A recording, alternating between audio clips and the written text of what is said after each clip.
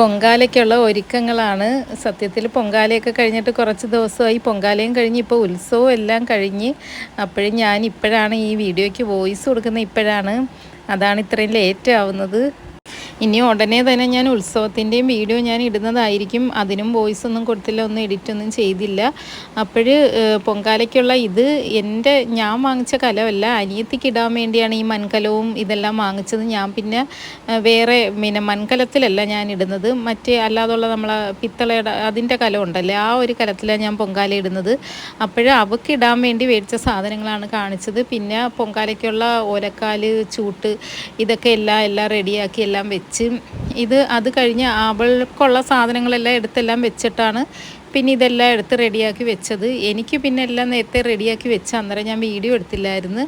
അന്നേരം പിന്നെ അവൾക്കുള്ളത് കൊണ്ടുവന്നപ്പോഴത്തേക്കാണ് ഞാൻ ഈ വീഡിയോ എടുക്കുന്ന കാര്യം അപ്പോഴാണ് ഓർത്തത്.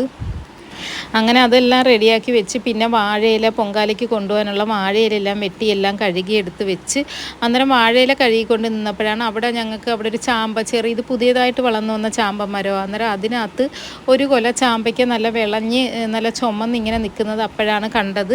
ചാമ്പയ്ക്ക മരം വേറെ 2 ഉണ്ട്, അത് വലുത്. ഒരെണ്ണം ഉണങ്ങിപ്പോയി, ഒരെണ്ണം നിപ്പുണ്ട്. അതിൽ ഫുള്ള് നിറച്ച് പിടിക്കുമ്പോഴത്തേക്ക് മൊത്തം കാക്കയും കിളിയും പിന്നെ സ്കൂളിൽ പഠിക്കുന്ന പിള്ളേരായാലും എല്ലാവരും വന്ന് എടുത്തുകൊണ്ട് പോകും. അന്നേരം ഞാൻ ഈ ചാമ്പയ്ക്ക പിച്ച് അമ്മയ്ക്ക് കൊണ്ട് കൊടുത്തതാണ്.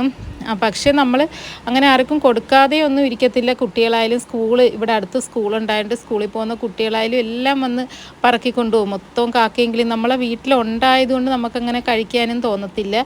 അന്നേരം മോനാണെങ്കിൽ സ്കൂൾ വിട്ട് വന്നിട്ട് അവനെന്നും ഒന്നുകിൽ സൈക്കിൾ വിട്ടോ അല്ലെങ്കിൽ എൻ്റെ സ്കൂട്ടർ എടുത്ത് ആ മുറ്റത്ത് അവിടെ ഫ്രണ്ടിലുള്ള റോഡിൽ ഇങ്ങനെ അങ്ങോട്ടും ഇങ്ങോട്ടുമൊക്കെ ഒന്ന് പോവും.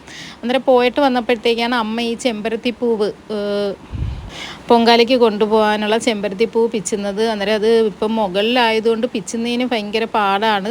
അതുമല്ല ഉണക്കായതുകൊണ്ട് ഒരുമാതിരി ഉണങ്ങി മുകളിലോട്ടൊക്കെ മൊത്തം പിടിക്കുന്നത്. അന്നേരം എങ്ങനെയെങ്കിലും ഈ കമ്പൊക്കെ എടുത്ത് ചാച്ച് പിന്നെ അവനെ കൊണ്ടാണ് പിച്ചിയെടുത്തത്. കാരണം ചാഞ്ഞ് മുകളിൽ നിൽക്കുന്നതുകൊണ്ട് ഇത് പിച്ചിയെടുക്കുന്നതിനങ്ങ് ബുദ്ധിമുട്ട്. ആകെ കുറച്ച് മുമ്പാണെങ്കിൽ നിറച്ച് പൂ പിടിച്ചുകൊണ്ടിരുന്നതാണ്, ഇപ്പം പിന്നെ കുറച്ച് പൂവേ ഉള്ളൂ. അതാണെങ്കിൽ മുകളിലായതുകൊണ്ട് പിച്ചിയെടുക്കുന്നതിനും ബുദ്ധിമുട്ടാണ്. അന്നേരം ഒരാൾ കാത്തു നിന്നപ്പോഴത്തേക്ക് അവക്കും കൊടുത്ത് അങ്ങനെ എല്ലാമൊക്കെ റെഡിയാക്കി അങ്ങനെ അമ്പലത്തിൽ വന്ന് എല്ലാം എടുത്തു വെച്ച് ഞാൻ താണ്ട ഈ കലത്തിലാണ് ഞാൻ പൊങ്കാല ഇടുന്നത്, മൺകലത്തിലല്ല. അന്നേരം എല്ലാം എടുത്ത് അടുപ്പിനകത്ത് വെച്ച് വാഴയിലേക്ക് വെച്ച് എല്ലാം കരണ്ടി എല്ലാം എടുത്ത് വെച്ച് എല്ലാം റെഡിയാക്കി എല്ലാം ആക്കി വെച്ചിട്ട് പിന്നെ അവിടെ നിന്നപ്പോഴത്തേക്ക് പിന്നെ ഇതിൻ്റെ ആ ഒരു തിരക്ക് കഴിഞ്ഞപ്പോഴത്തേക്കാണ് പിന്നെ വീഡിയോ എടുക്കുമ്പോഴത്തേക്ക് അതിന് പോസ് ചെയ്ത് ഞങ്ങൾ രണ്ടുപേരും കൂടെ അത് എടുക്കുന്നത് കൊണ്ട് ഞങ്ങൾ നോക്കി നിന്നെയാണ്. അന്നേരം ഇത് അടുപ്പ് കത്തിക്കുന്ന അത്രയും സമയത്തിലേക്ക് പിന്നെ നമ്മൾ വീഡിയോ ഒക്കെ എടുക്കാമെന്നും പറഞ്ഞ് അതിനൊക്കെ നോക്കിക്കൊണ്ട് നിന്ന് അപ്പോഴത്തേക്കാണ് അങ്ങനെ ഈ പൊങ്കാലയ്ക്കുള്ള അടുപ്പ് കത്തിക്കുന്ന ആ ഒരു സമയത്തിനായിട്ട് കാത്തു നിന്നതാണ്. ഇത് വലിയ കൂനമ്പായിക്കുളം അമ്പലത്തിലെ പൊങ്കാലയാണ്. ഞാൻ മുമ്പ് വീഡിയോ ഇട്ടിട്ടുണ്ട് 2 അമ്പലത്തിൻ്റെയും. ഇത് കൊച്ചു കൂനമ്പായിക്കുളം അമ്പലമാണ്. ഇവിടെയാണ് ഞങ്ങൾ ഇട്ടത്. വലിയ കൂനമ്പായിക്കുളം അമ്പലത്തിലെ പൊങ്കാല ഈ കൊച്ചു കൂനമ്പായിക്കുളം ഞങ്ങളെ പരിസരത്തുള്ള ആ ഒരു സ്ഥലങ്ങളായത്തിൽ അങ്ങനെയുള്ള സ്ഥലങ്ങളിലെല്ലാം കാണും. റോഡിലും എല്ലാം അങ്ങനെ മുമ്പാണെങ്കിൽ ഒരുപാട് പൊങ്കാല ഉണ്ടായിരുന്നു. പക്ഷേ കുറഞ്ഞ് ഈ വർഷം കുറച്ചേ ഉള്ളായിരുന്നു. ഇവിടെയൊക്കെ ഈ കൊച്ചു കൂനമ്പായിക്കുളം അമ്പലത്തിൽ തന്നെ നിറച്ച് കാണുന്നേ. പക്ഷേ ഇപ്രാവശ്യം കുറച്ചായിരുന്നു ഉണ്ടായിരുന്നത്. അങ്ങനെ അടുപ്പൊക്കെ കത്തിച്ച് പിന്നെ അടുപ്പ് കത്തിച്ച് കഴിഞ്ഞാൽ പിന്നെ പൊങ്കാല റെഡിയാക്കാനുള്ള ആ ഒരു ധൃതിയിലാണ്.